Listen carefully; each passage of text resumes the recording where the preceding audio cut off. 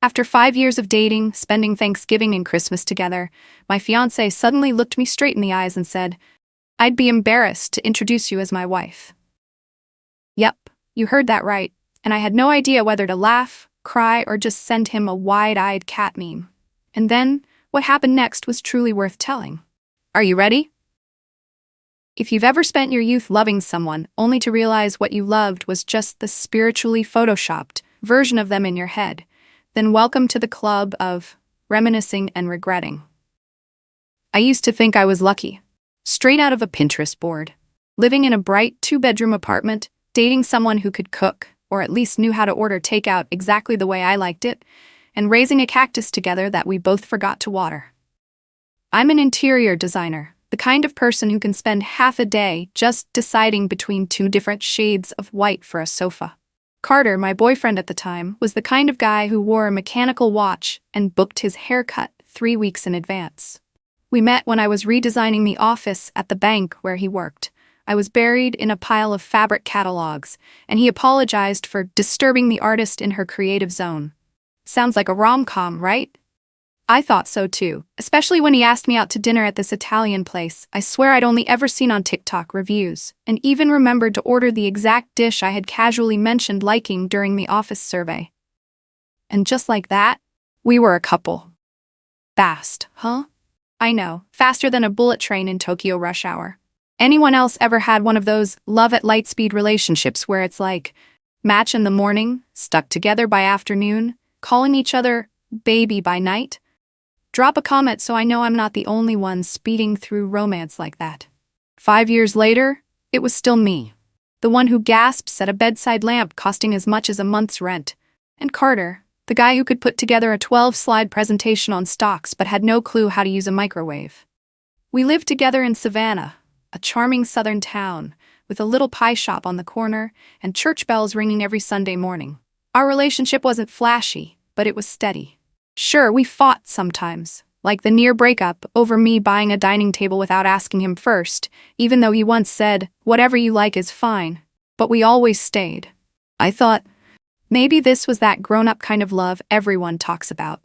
Then one April afternoon, during a picnic at Forsyth Park, while I was busy trying to capture the sunset filter on my phone, Carter suddenly dropped to one knee, with a modest diamond ring tucked inside a box engraved with my name.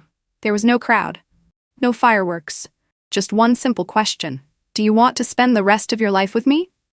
And me, hungry, with my dress constantly being flipped by the wind, still said yes without hesitation. I had been waiting for that moment my entire 20s. Honestly, what girl hasn't imagined that ring and that look in his eyes? I called my mom right away. She screamed over the phone like I had just won the lottery. I posted a photo of my hand with the ring on Instagram with the short caption, "Guess what?" My friends flooded the comments. "Finally, you deserve this queen. Carter is the real deal." But here's the thing. Sometimes the real in a relationship only feels real until you start planning the wedding.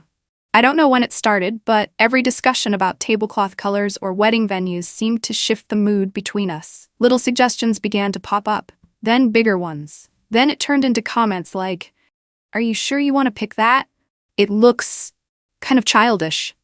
I'm not saying anything was immediately wrong, but it felt like suddenly noticing a tiny crack in your favorite glass. No one else sees it, but you can't stop staring at it. That's when I began asking myself, is this normal for every couple? Or am I ignoring something bigger? What do you think? Have you ever felt that little ripple of unease in your relationship right after a big step forward? Drop a comment below. I need to know I'm not the only one who's ever felt a wedding dress suddenly weigh a ton. After that dreamy lakeside proposal, I thought, yeah, you're good, Riley. Locked it in. Next chapter, wedding. Well, it was the next chapter, just not the one I expected. More like Riley 5.0, redesigned by Carter. At first, his suggestions were light, almost harmless. Things like, why don't you try a blazer instead of a t-shirt? You'd look more mature. Or, don't you think you should grow your hair out a bit? It'd look more elegant when you're at events with me. Meanwhile, my style was basically part-time artist, full-time jeans and hoodie. Short layered hair because it's easy to wash. Nails painted ash gray to match the new sofa design I had just pitched to a client. In other words, I was fine with myself. But after a few months, Those suggestions leveled up into full-on brainwashing mode. One night, while we were eating ramen and watching Netflix, don't ask why my apartment looked high-end, but dinner was still instant noodles. Any freelancer gets it. Carter looked at me and asked, "Do you think you should learn French? It would help you fit in better with the business crowd. All the CEO wives know at least one foreign language." I nearly choked on the broth. Scratch that. I nearly dropped my bowl and hurled the entire episode of Friends playing on the TV.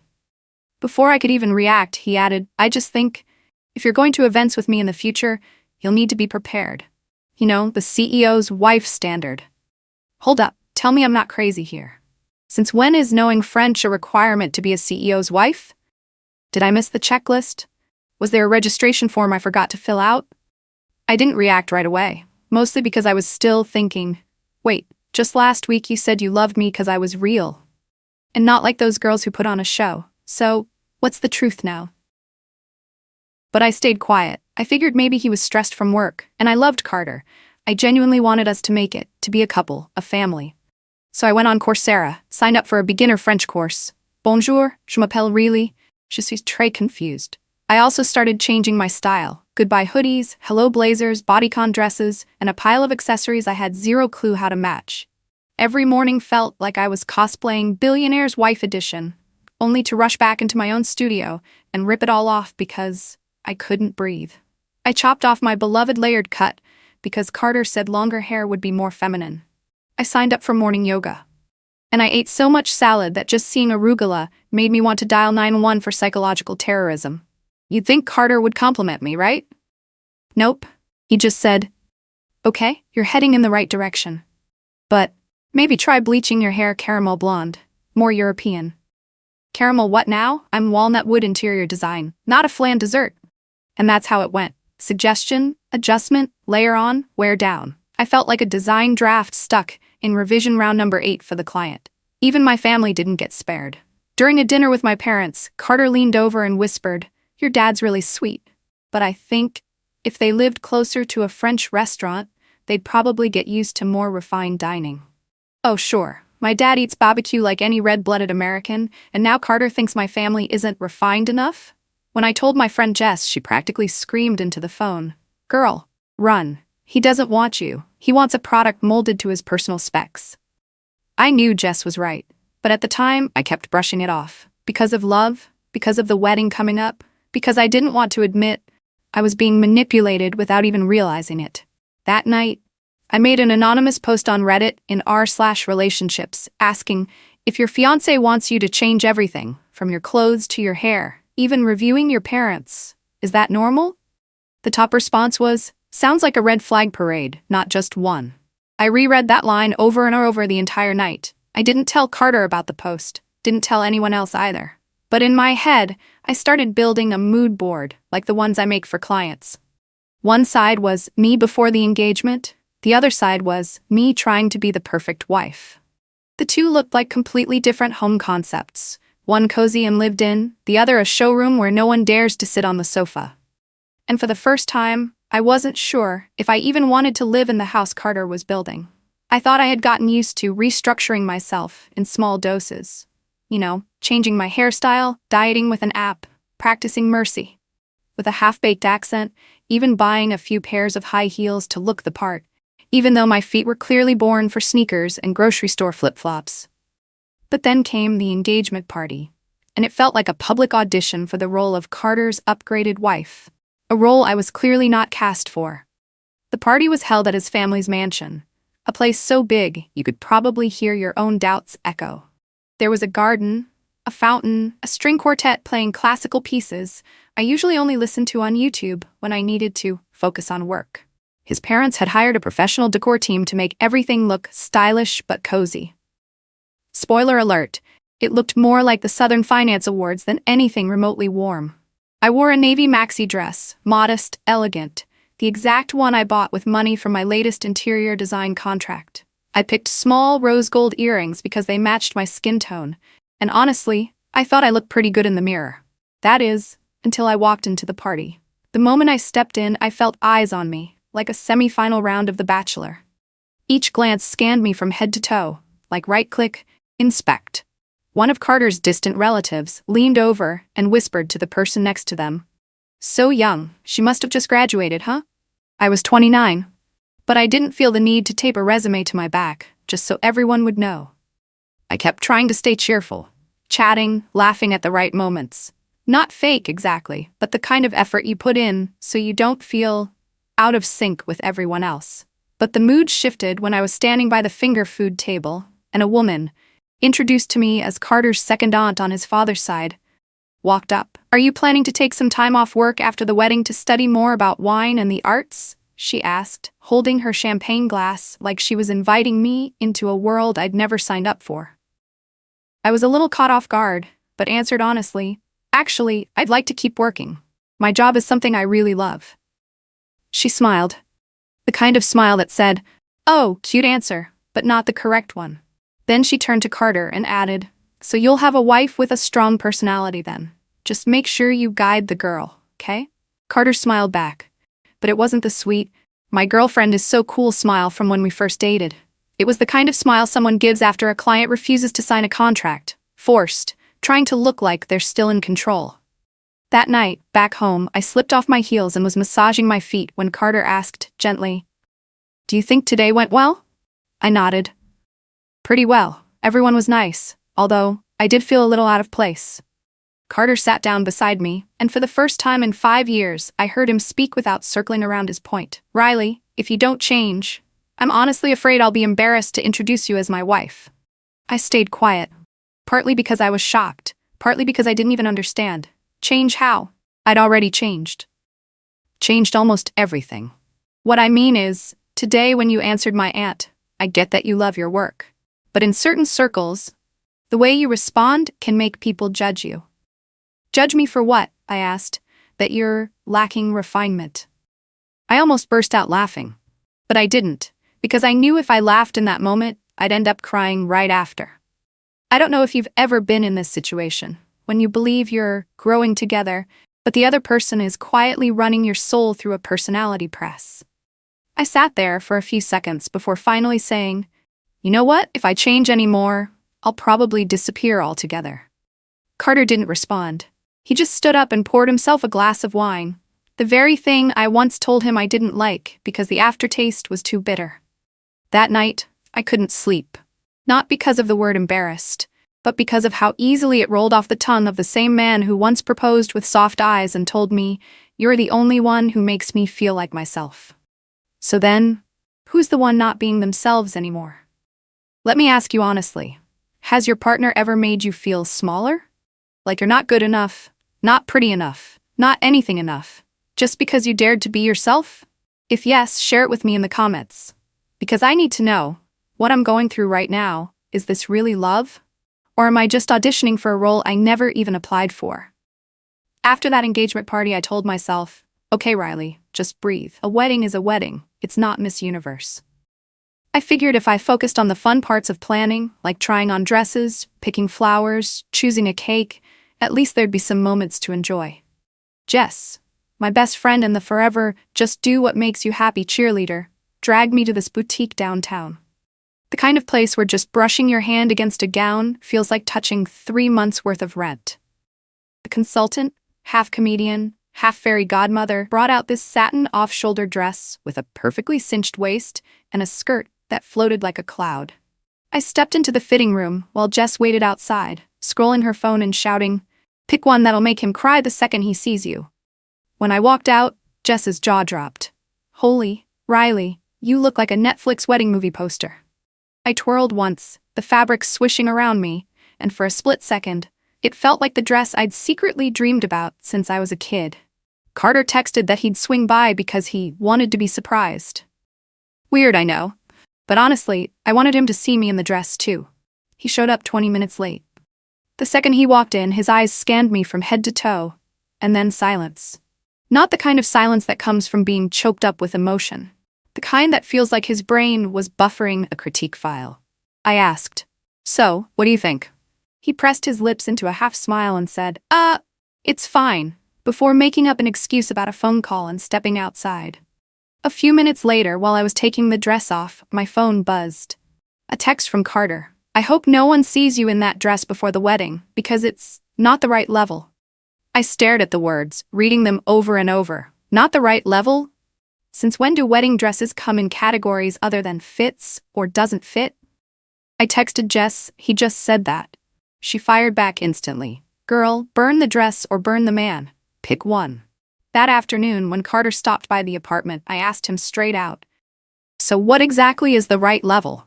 What do you want me to wear? A gown plated in gold? He sighed. Riley, you always overreact. What I mean is, if you want to be my wife, you need to dress and act in a way that earns respect. I could feel my blood boiling. So you're saying I'm not respected? Carter looked me dead in the eye and said the sentence I swear I'll remember when I'm 90. You're not worthy of being my wife. I need someone who can walk into any room and command respect. Not worthy. That line hit me like a brick to the stomach. And me, instead of crying or screaming, I just laughed. Not the happy kind. The kind of laugh that says, oh, so this is how the movie ends.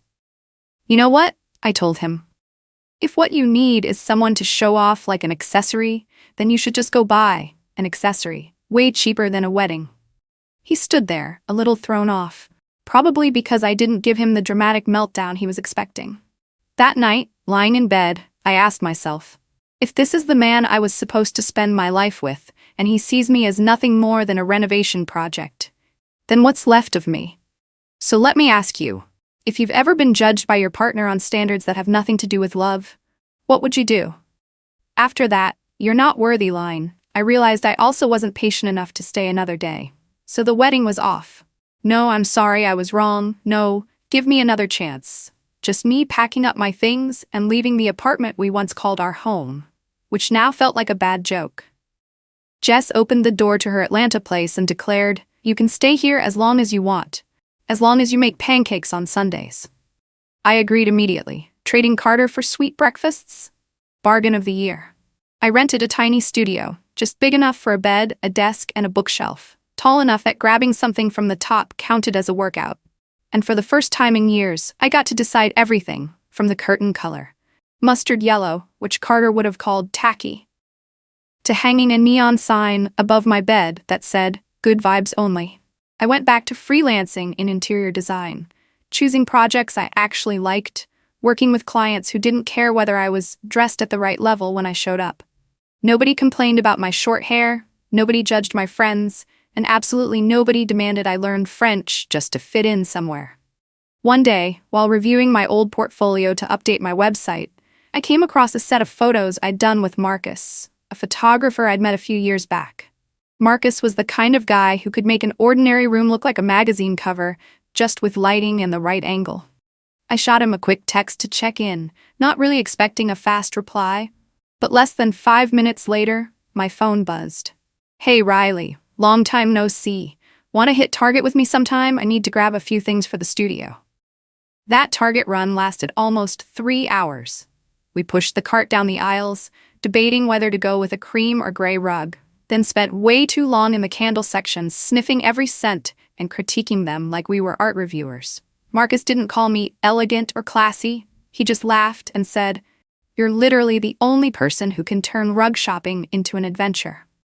After that, we fixed up my workspace. Not some grand HGTV-style makeover, just the two of us screwing in bookshelf brackets, patching up a wall where the paint had chipped, and taking soda breaks to talk about the trips we still dreamed of taking. Neither of us tried to turn it into an official date. No hand-holding in Target, no soft launch Instagram posts. Just two people who once knew each other, now finally getting the chance to talk about real things, like how we'd both loved the wrong person before, and how we were each learning, in our own way, to treat ourselves better again.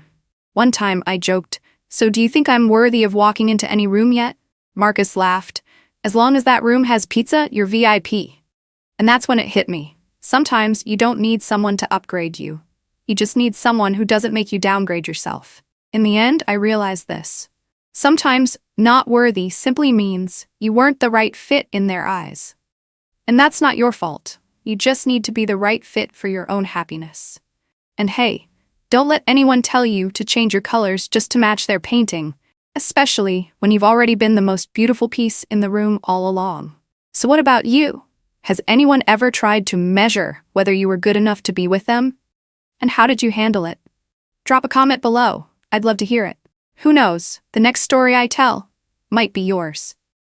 Oh, and if you like real-life drama with a little salty twist like this, don't forget to hit subscribe and turn on notifications. We've got plenty more tea sessions coming, longer than a Netflix series.